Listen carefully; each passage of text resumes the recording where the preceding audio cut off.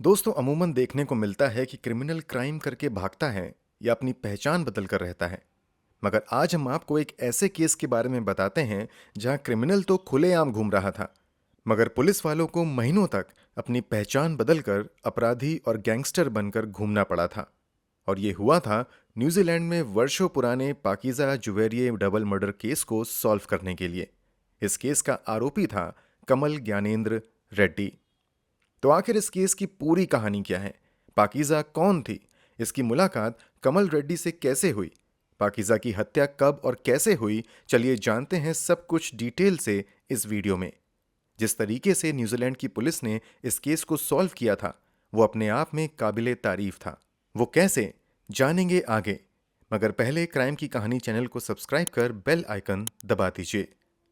दोस्तों, अब तक तो आप समझ गए होंगे कि हम जिस केस की बात करने जा रहे हैं उसका संबंध न्यूजीलैंड से है। इस कहानी के अहम किरदारों की बात करें तो सबसे पहला अहम किरदार है पाकीज़ा यूसुफ का। पाकीज़ा यूसुफ वैसे तो न्यूजीलैंड की नागरिक थी, मगर पाकीज़ा की जड़ें भारत से जुड़ी हुई थीं। अंग्रेज़ों के ज़माने में पाकीज़ा के परिवार वाले पहले फिजी चले गए थे और फिर वहां से न्यूजीलैंड जाकर बस गए थे। न्यूजीलैंड में ही रहने वाले एक युवक से पाकीज़ा की शादी हो जाती है। शादी के बाद पाकीज़ा एक बिटिया को भी जन्म देती हैं। बेटी का नाम जुबेरिया कलीम रखा जाता है। इस कहानी का दूसरा अहम किरदार है कमल ज्ञानेंद्र रेड्डी। पाकीज़ा के परिवार वालों की तरह ही कमल रेड्डी के भी दादा मूल रूप से भारत के ही रहने वाले थे, मगर ये भी फिजी चले गए थे।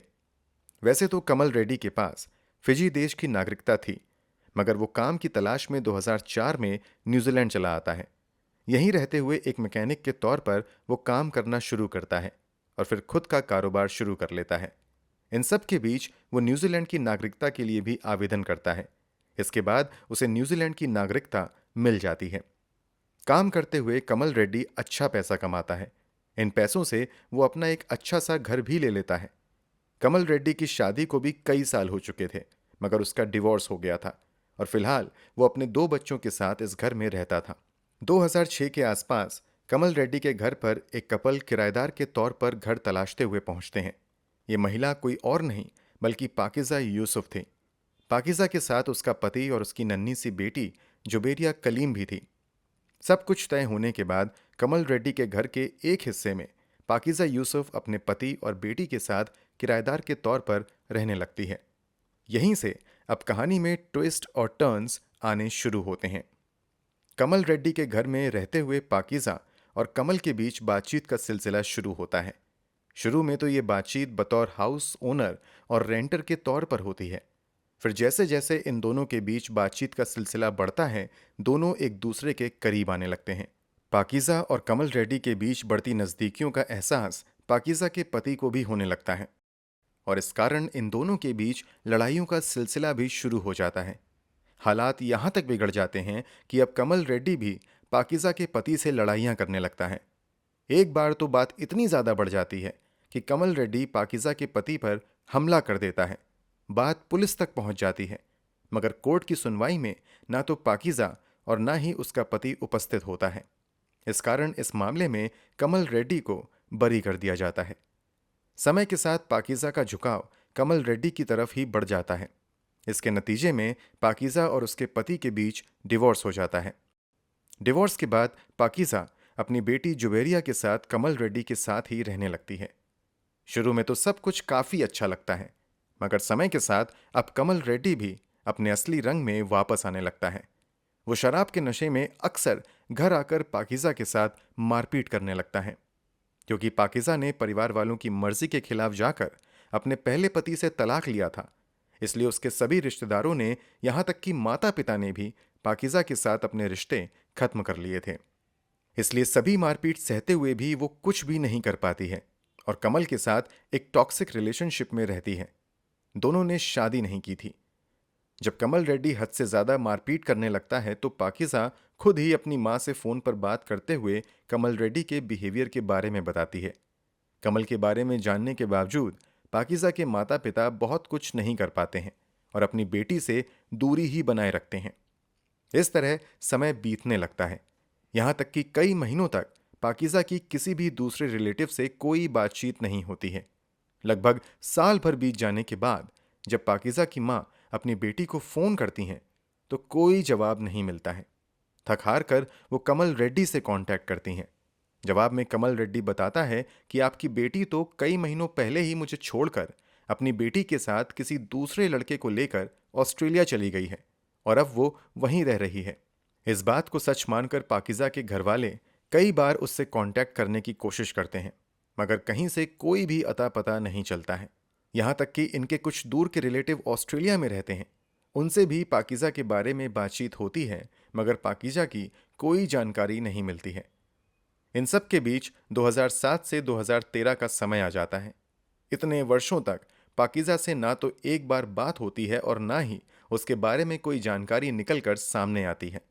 तब पाकिज़ा की माँ पुलिस के पास जाती हैं और पाकिज़ा से जुड़ी जानकारी पुलिस को देते हुए एक मिसिंग रिपोर्ट फाइल करती हैं। पाकिज़ा और उसकी बेटी के गायब होने के पीछे कमल रेड्डी का हाथ होने का शक जताती हैं।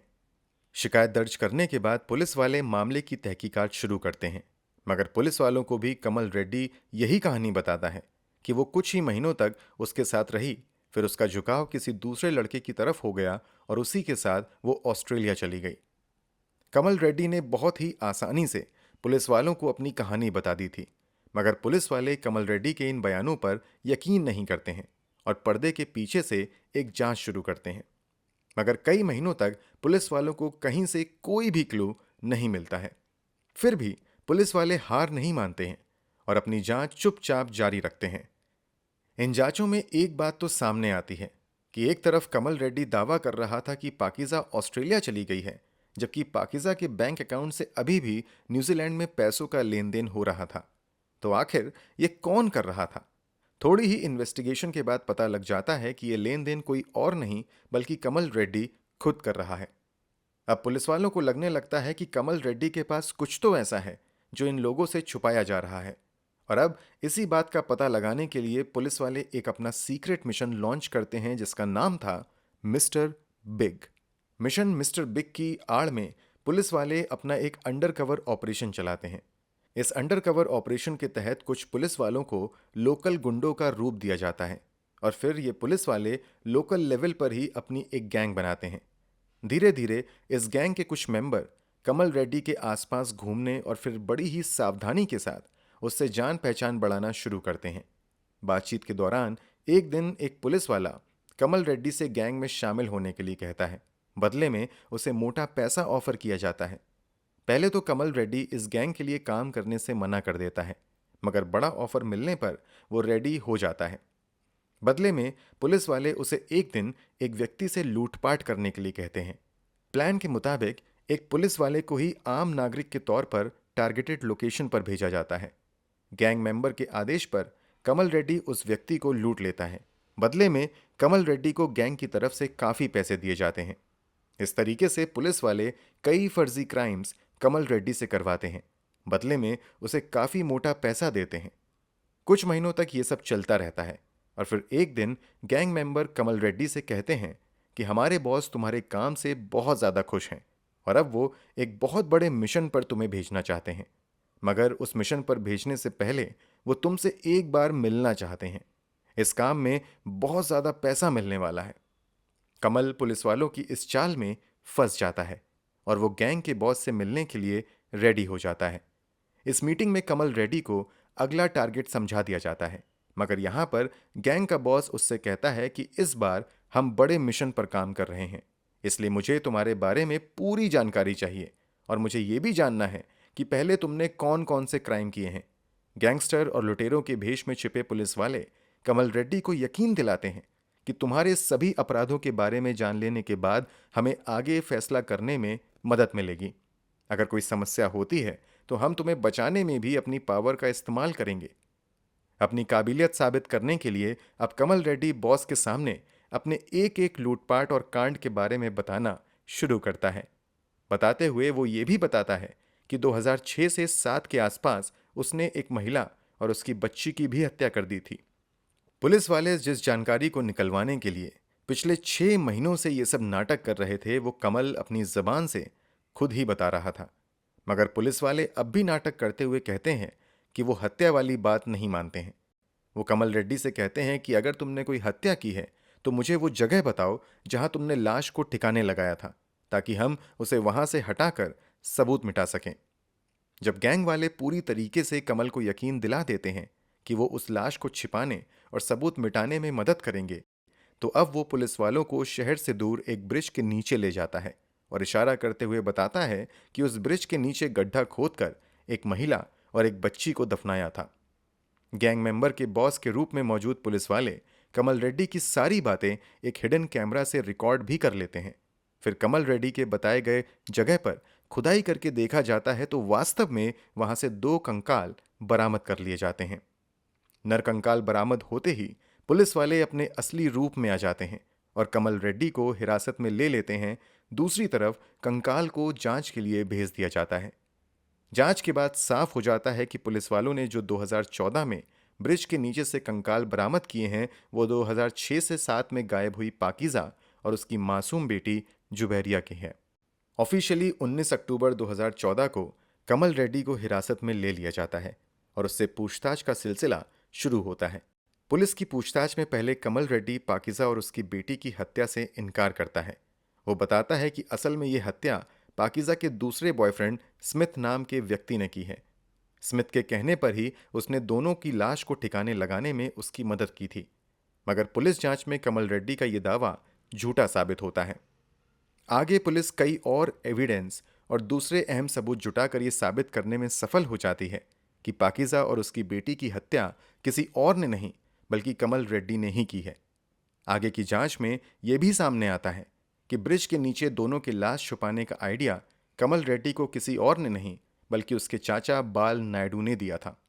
कमल रेड्डी के इस खुलासे के आधार पर बाल नायडू को भी गिरफ्तार कर लिया जाता है। आगे ऑकलैंड की हाई कोर्ट में 25 अप्रैल 2016 से इस मामले की सुनवाई शुरू होती है। अगले कई दिनों की लगातार सुनवाई के बाद 12 मई 2016 को इस केस की आखिरी सुनवाई होती है और अदालत द्वारा कमल रेड्डी को 24 साल की पाकीज़ा और 3 साल की उसकी बेटी जुबैरिया कलीम की हत्या का दोषी करार दे दिया जाता है। कोर्ट में साबित हो जाता है कि कमल रेड्डी ने आयरन की इलेक्ट्रिक वायर से पाकीज़ा का गला घोटा था, जबकि उसकी 3 साल की मासूम बच्ची को तकिए से मुंह दबाकर मारा था। और ये सब कुछ कमल रेड्डी ने पाकीज़ा से पीछा छुड़ाने के लिए किया था, क्योंकि उसकी जिंदगी में कोई और लड़की आ गई थी। फाइनली 21 जून 2016 को 2 हत्या करने के कारण कमल रेड्डी को अदालत द्वारा 21 साल की कैद की सजा सुनाई जाती है। इसके अलावा यह भी साफ कर दिया जाता है कि 2036 से पहले कमल रेड्डी को पेरोल भी नहीं दी जाएगी।